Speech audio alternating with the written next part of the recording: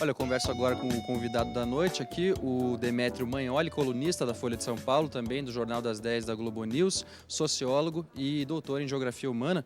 Demétrio fez uma explanação bem bacana, sucinta, de cerca de 1 hora, sobre a questão geopolítica ali no Oriente Médio, Israel e a questão da Palestina, né, Demétrio? Sem também colocar lado nessa questão, né? Só expondo os Não, mas eu fatos. coloquei um lado. É. Na verdade, eu fiz a crítica das propostas que defendem um Estado único na Palestina. Tanto do lado de Israel, onde o Estado único significaria a perenização da ocupação dos territórios palestinos, quanto do lado palestino, que através da campanha de boicote, desinvestimento e sanções contra Israel, querem um Estado único palestino na Palestina. Então, no fundo, eu coloquei um lado, que é o lado da solução dos dois Estados, da existência do Estado de Israel ao lado do Estado palestino, que é a solução defendida pelos moderados, pelos partidos, vamos dizer assim, da paz, tanto entre israelenses quanto entre palestinos. E nessa questão de lado, assim, mais como forma de opinião, daí você mostrou aquela questão interessante do Caetano Veloso, né, puxando para um lado palestino, e para o seu colega João Pereira Coutinho, defendendo um pouco mais o Estado de Israel. Pois é, esse debate entre o Caetano e o João Pereira Coutinho, no qual eu acabei entrando, é um debate que revela que, curiosamente, aqui no Brasil,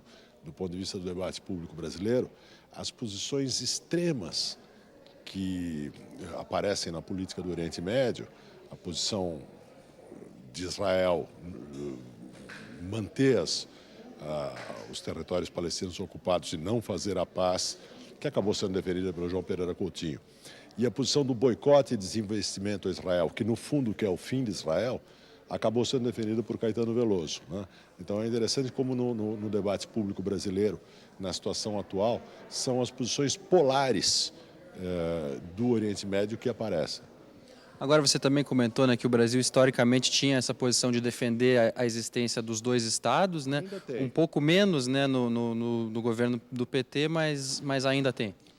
Veja, a posição oficial do Brasil sempre foi uma posição favorável a dois estados, a solução de dois estados, e nunca deixou de ser formalmente essa posição. Ao longo dos anos dos governos petistas, principalmente com Celso Amorim no Ministério das Relações Exteriores, o Brasil pendeu para uma crítica muito sistemática de Israel, sem fazer a crítica simultânea dos partidos extremistas palestinos.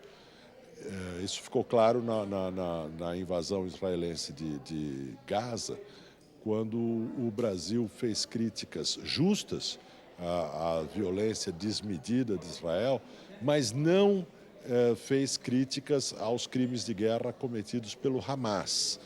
E isso fugiu um pouco à tradição de equilíbrio da diplomacia brasileira no Oriente Médio. Eu imagino que agora, com Serra no Itamaraty, a posição tradicional de política externa brasileira de equilíbrio sobre essa questão vai ser restaurada.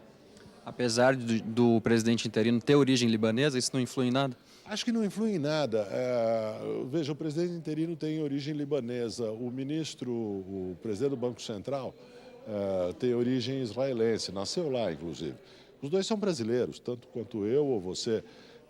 Os dois fazem parte do contrato político que é o Brasil, que não diferencia as pessoas segundo origem étnica ou religiosa, ainda bem. A gente tem um momento político conturbado não só no Brasil, né, mas também fora, com o Estado Islâmico crescendo. Dá para chegar num momento de paz ou pelo menos de diminuir esses ataques constantes que nós temos no Oriente Médio? Olha, o Oriente Médio vive uma guerra interna, uma guerra regional. Não é uma guerra entre civilizações, como alguns dizem, é uma guerra intracivilizacional, é uma guerra dentro do Islã e é uma guerra dentro do mundo árabe.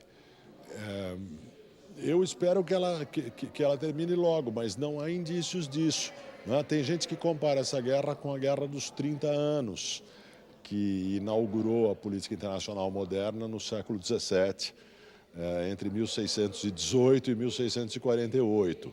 Né?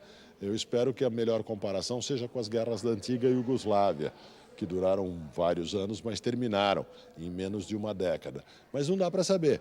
porque o que você tem é a decomposição de uma estrutura de estados e de uma estrutura de poder em todo o Oriente Médio. Vamos ficar na torcida, então. Obrigado pela conversa com a gente. Parabéns pela explanação bem objetiva. Obrigado, boa noite.